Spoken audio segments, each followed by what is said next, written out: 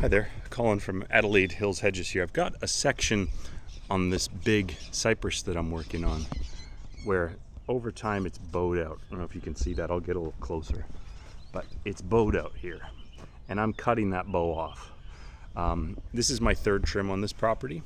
So I'm making sure that I get things taken back to the point where I previously cut them, which is important because if the trimmer misses this much 1 year, over 5 years, it could be a foot.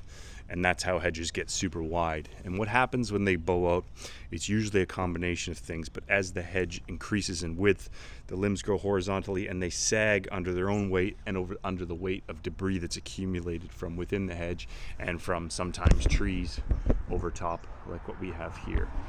So the more surface area there is up top, the more likely they are to bow out. Now, when I trim, I'll just try and find a nice piece here.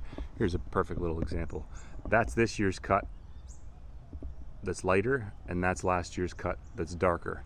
And I always try to find those spots, and I check what I'm doing periodically to make sure that I'm taking the hedge back properly. Now that I've been working on this hedge for a couple of years, I know its condition and resilience, which is important. That people pay us for our experience here.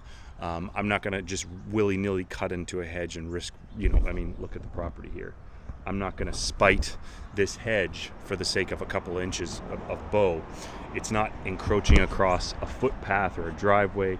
On the other side, it is encroaching on the sidewalk. That's a bit of another topic.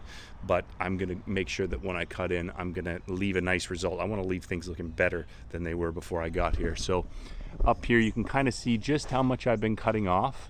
And I can do so also because I have nice sharp shears, which is crucial. You need to make nice clean cuts wherever possible because they'll heal quicker and they're more likely to sprout from those wounds as well. So I'm cutting off, it's just about 10 inches or just under 30 centimeters when all is said and done, and I'll do a little bit of cutting just so you can see exactly how much I'm getting off.